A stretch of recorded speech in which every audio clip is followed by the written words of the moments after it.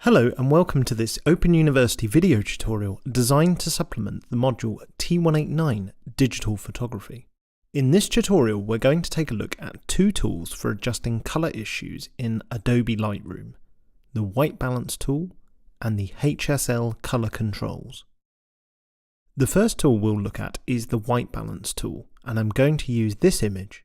It's a bit of an abstract image, but I like it, and the variety of colours and the base white of the shirt will be useful for assessing colour issues.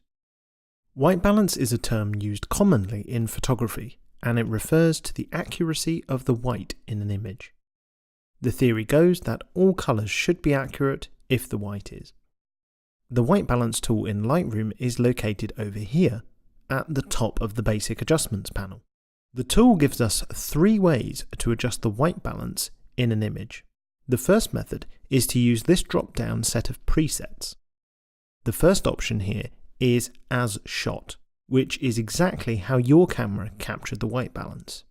You can cycle through each of the presets, each one has its own look. Auto, this is Lightroom's attempt to automatically balance the whites. I definitely think that the whites in the shirt do look quite accurate. Daylight balances for typical daylight conditions. Cloudy for cloudy days, shade for shady conditions, and this is looking quite warm in colour now, and I like the warm look for this scene. You'll notice at this point that what the presets are doing is actually adjusting the colour temperature setting here, which is measured in Kelvin. There is also a tint value underneath, which slightly alters the tint in the image. We'll carry on cycling through now. Tungsten is 2850. Fluorescent is 3800, Flash 5500, and the custom setting is for you to adjust as you see fit. We'll set it back to As Shot for now. You can see the original setting was 6900 Kelvin and plus 13 tint.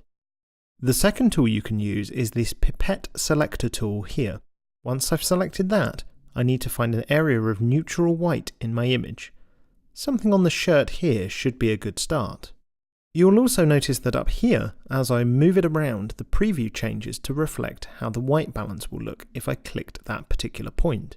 You can use this to find a specific look that you want, if you want it a bit cold or a bit warm, for example. As an example, let's choose this point here. It's come out quite cold looking, and you can see the colour temperature is 4400 plus 12 tint. The final way to make some adjustments to the white balance is using the sliders themselves. So, I can cool things down to the left, or warm things up to the right. It's best not to go to extremes. I like this image a little bit warm, because it gives a nice summer evening look. I can adjust the tint in the image with green to the left and magenta to the right. Again, you can tailor this for your own desired look. It's a hard tool to get right, and I tend to leave it somewhere close to the preset position. The next image I want to look at is this one, not for the qualities of the image, but to show you the limitations of the Pipette tool. You might think that a great point to choose would be the white sign here, so let's click it. We get an error. This area is too white and Lightroom really wants a darker tone, something closer towards the highlights rather than the whites, but still a neutral colour. For this image, the most neutral area I can find is the cement or mortar that holds the bricks together. So let's click there to get an approximate balance. From here, I can adjust the sliders to get a bit closer to how I feel it should look. This is a great tip and can be used whenever you can't find a good balancing point. Use the tools to get it close and then fine-tune things with the sliders.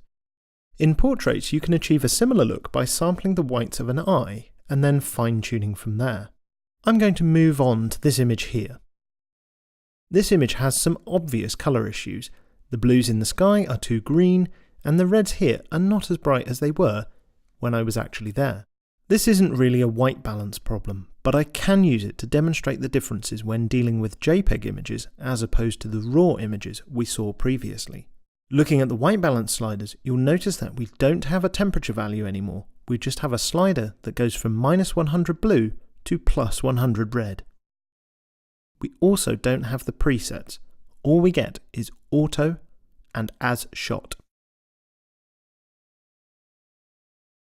We can still use the Pipette tool and it's fairly effective. But the point here is that JPEG doesn't allow such fine controls over the exact colour temperature.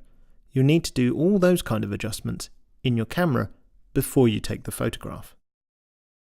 In this image, the blues and the reds are still inaccurate, and this could be caused by some other issue. The tools that we can use to adjust these are called the Hsl Sliders over here. Hsl is hue, saturation, and luminance. Or you can select all and have a long list of them. I'm going to tackle them individually, starting with hue. Hue allows you to adjust the tone of a specific colour in your image.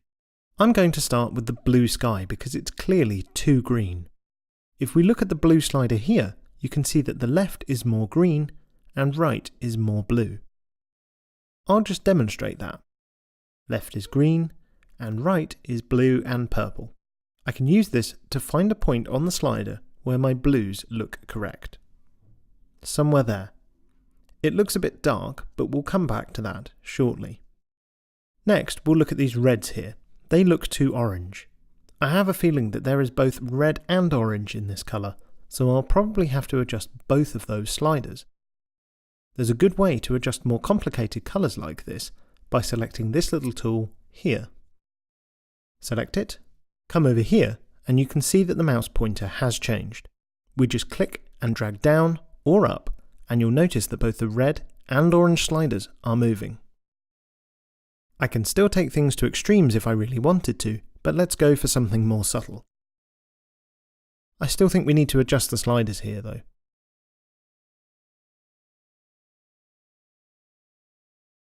Okay, I'm fairly happy with that, so I'll move on to show you the saturation sliders now.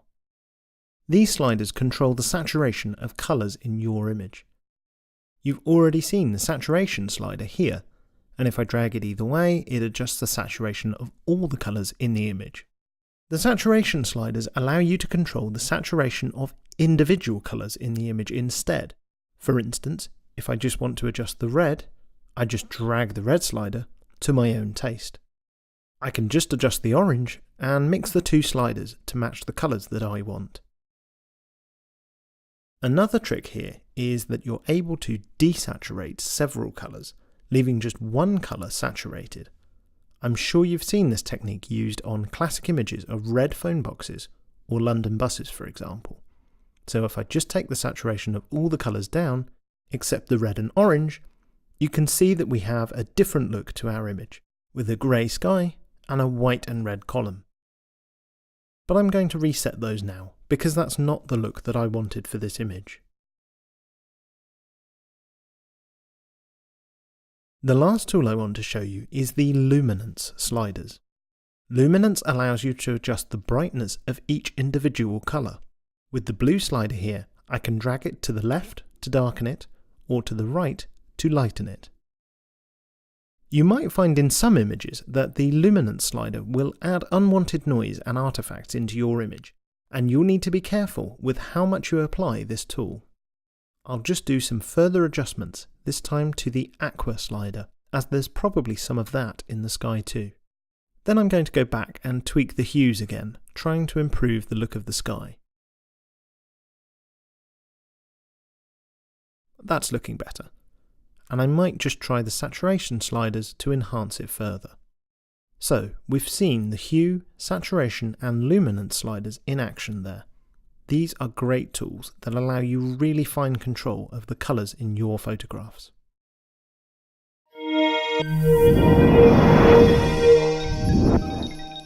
Get more from the Open University. Check out the links on screen now.